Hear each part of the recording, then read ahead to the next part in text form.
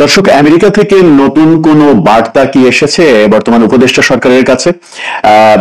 সেই বার্তার মধ্যে এমন কি এসেছে যে বেশ কিছু শর্ত দেয়া হয়েছে, অন্তত দুটো বড় শর্ত দেয়া হয়েছে যে শর্তগুলো পূরণ করতে হবে, তবেই যুক্তরাষ্ট্রের মনোভাব পরিবর্তন হবে। যুক্তরাষ্ট্রের মনোভাব একেবারে পরিষ্কার করেছেন তুলসী গ্যাবার্ড ভারত সফরে এসে এনডিটিভি ওয়ার্ল্ডের সঙ্গে সাক্ষাৎকারে বাংলাদেশ সম্পর্কে যে সকল কথা বলেছেন তাতে বাংলাদেশের সরকার একটু নড়ে চড়ে বসেছে।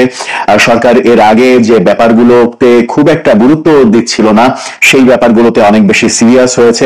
বিশেষ করে জঙ্গিবাদের ব্যাপারে, জঙ্গিবাদ নির্মূল করতে হবে, জঙ্গিদের ধরতে হবে, অ্যারেস্ট করতে হবে, জেলে পাঠাতে হবে। যে সকল জঙ্গিকে মুক্তি দেওয়া হয়েছিল তাদেরকে আবারও ধরতে হবে। সেরকম শর্তের পাশাপাশি ইনক্লুসিভ নির্বাচনের কথা কি সামনে আনা হচ্ছে?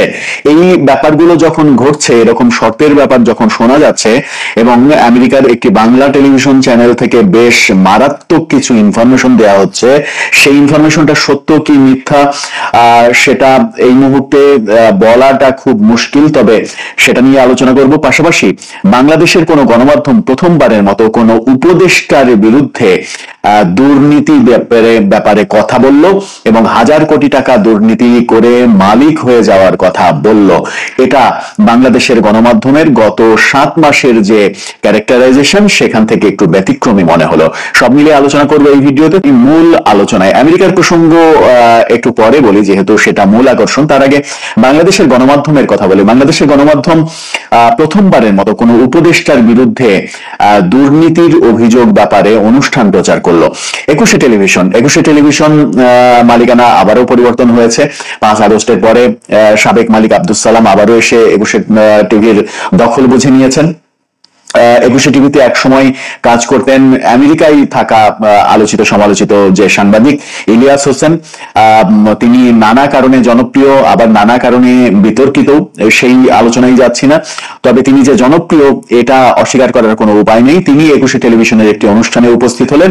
সেই অনুষ্ঠানেই বলা হলো উপদেষ্টা আসিফ নজরুলের দুর্নীতির খবর। ইলিয়াস হোসেনের একদিন আগেই আমরা দেখেছি আসিফ মাহমুদ সম্পর্কে ফেসবুক পোস্ট।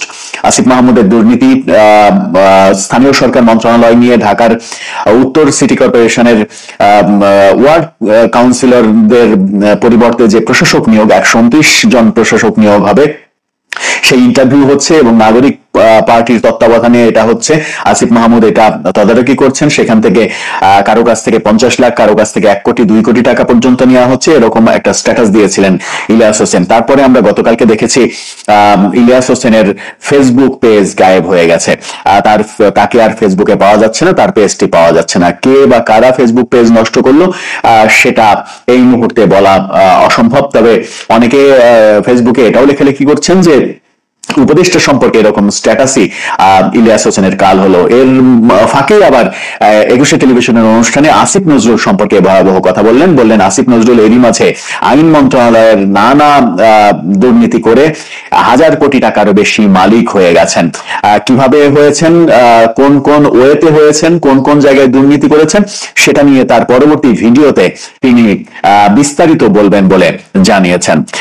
বাংলাদেশের কোন গণমাধ্যম এই খবরটা প্রচার করেছে যখন সমালোচনা হচ্ছে যে উপদেষ্টাদের কোনো খবর গণমাধ্যম বলছে না, উপদেষ্টাদের দুর্নীতির খবর, উপদেষ্টাদের ভুল ভ্রান্তির স্বজনপ্রীতির খবর কোনো গণমাধ্যম বলছে না, ঠিক সেই সময় একুশে টেলিভিশন একটি ব্যতিক্রমী কাজ করলো। এই অনুষ্ঠান প্রচারের ফলে একুশে টেলিভিশন আবার বিপদে পড়ে যায় কিনা সেটা আমরা দেখবো হয়তো ভবিষ্যতে। চলে যায় আমেরিকার প্রসঙ্গে। আমেরিকা বাংলাদেশ সরকারের উপরে নতুন চাপ দিয়েছে। তুলসী গ্যাবার্ডের সেই মন্তব্যের পরে নতুন ধরনের চাপ দিয়েছে, এরকম খবর প্রচার করা হচ্ছে নানা দিক থেকে। বিশেষ করে আমেরিকারই একটি বাংলা টেলিভিশন চ্যানেল, সেখান থেকে বলা হচ্ছে যে বাংলাদেশের অন্তত 100 জনের বেশি জঙ্গিদের একটি তালিকা তৈরি করে দেওয়া হয়েছে। সেই তালিকা অনুযায়ী অ্যারেস্ট করতে বলা হয়েছে এবং জঙ্গিবাদ ব্যাপারে জিরো টলারেন্সে যেতে বলা হয়েছে সরকারকে। তারই ফলশ্রুতিতে নাকি আরাকান যে সন্ত্রাসী সম্প্রতি একদিন আগেই অ্যারেস্ট হতে দেখেছি আমরা, সেই সন্ত্রাসী অ্যারেস্ট হওয়ার ঘটনা ঘটেছে, সেই জঙ্গি অ্যারেস্ট হওয়ার ঘটনা ঘটেছে এবং কক্সবাজারে একটা যৌথ বাহিনীর অভিযানও চলেছে। 100 জনের 100 কিংবা 100+ এরকম যে তালিকা, সেখানে শুধুমাত্র জঙ্গি না, জঙ্গিদের সহায়তা যারা করছে 5 আগস্টের পরে নানাভাবে জঙ্গিদের উৎসাহ উদ্দীপনা এবং ব্যাকআপ যারা দিয়েছে তাদেরও নাকি নামের তালিকা রয়েছে। যদিও কিছু কিছু নাম শোনা যাচ্ছে, সেই টেলিভিশন চ্যানেল থেকে কিছু কিছু নামও বলা হয়েছে, কিন্তু সেই নামগুলো নিয়ে আমরা আমাদের প্ল্যাটফর্ম থেকে অন্তত এই মুহূর্তে কোনো আলোচনা করতে চাই না, যেহেতু ব্যাপারটা মীমাংসিত নয়, ব্যাপারটা এখন পর্যন্ত আমরা ভাবতে পারি অনুমান ভিত্তিক।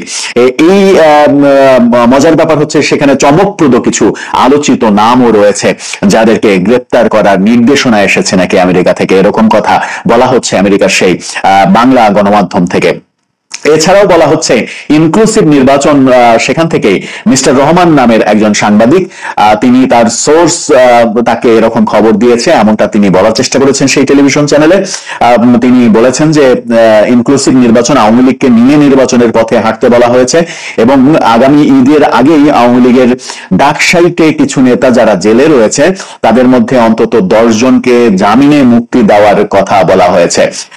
এই ব্যাপারটা কতটা সত্য কতটা মিথ্যা সেটা সময়ই বলে দেবে। ঈদ পর্যন্ত অপেক্ষা করলেই আমরা বুঝতে পারবো যে মিস্টার রহমানের এই আলোচনাটা আদতে সত্য কিনা এবং আমেরিকার সেই বাংলা টেলিভিশন চ্যানেলটা সত্য উদ্ঘাটন করতে পারলো কিনা, নাকি তারা বিভিন্ন দিকে যেরকম গুজব চলছে সেই গুজবের চলমান গুজবের মধ্যে তারা প্রোপাগান্ডায় লিপ্ত হলো, সেটা সময়ই বলে দেবে।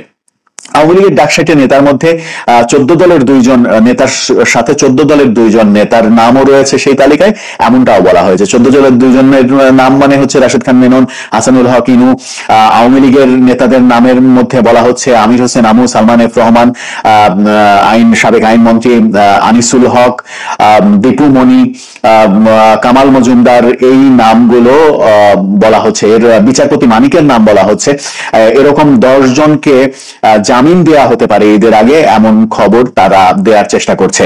এটা কতটুকু সত্য, এটা আদৌ সম্ভব কিনা, এর মাঝে সত্যের বিন্দুমাত্র আছে কিনা, সেই ব্যাপারে আমার ব্যক্তিগতভাবে যথেষ্ট সন্দেহ রয়েছে। কিন্তু এই আলোচনাগুলো হচ্ছে, চতুর্দিকে চলছে এবং মিস্টার রহমান যে কথা বলার চেষ্টা করেছেন সেই আলোচনাটাকে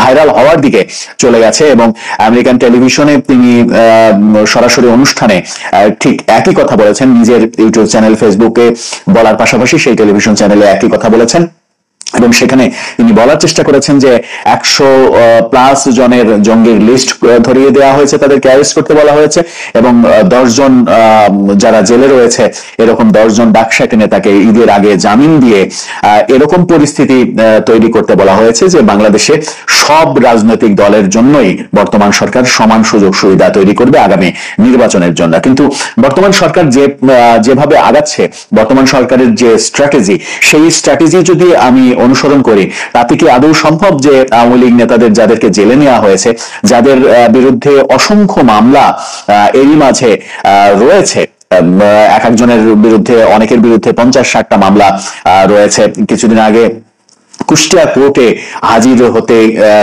এসে হাসানুল হক ইনু সাংবাদিকদের বলেছিলেন যে তার নামে 37টির বেশি মামলা এরই মাঝে হয়ে গেছে।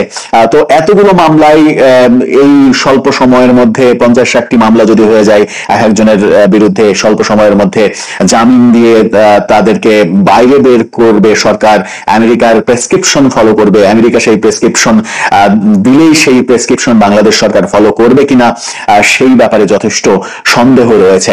কারণ সরকার যদি এটা করতে চাই তাহলে তাদের ঘরের মধ্যেই এক ধরনের যুদ্ধাবস্থা তৈরি হবে। কারণ ছাত্র সমন্বয়ক, নতুন রাজনৈতিক দল, জামাত ইসলাম সহ বেশ কিছু রাজনৈতিক দল সরকারকে এই পথে যেতে কোনোভাবেই দিতে চাইবে না।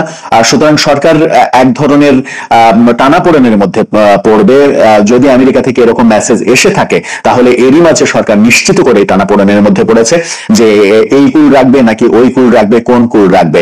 সেনাবাহিনী প্রধানের সঙ্গে প্রধান উপদেষ্টার সাক্ষাৎ একটা ইঙ্গিত দেয় যে আমেরিকা থেকে বড় ধরনের কোনো মেসেজ হয়তো এসেছে এবং সেই মেসেজ নিয়ে সেনা প্রধান যে কাজ করছেন সেটাও এই সাক্ষাতে মোটামুটি বোঝা গেছে। কিন্তু সেই মেসেজটা জঙ্গিদের দ্রুত গ্রেপ্তার করা, জঙ্গিদের লিস্ট দেয়া, আওয়ামী লীগ নেতাদের মুক্তি দেয়া, এই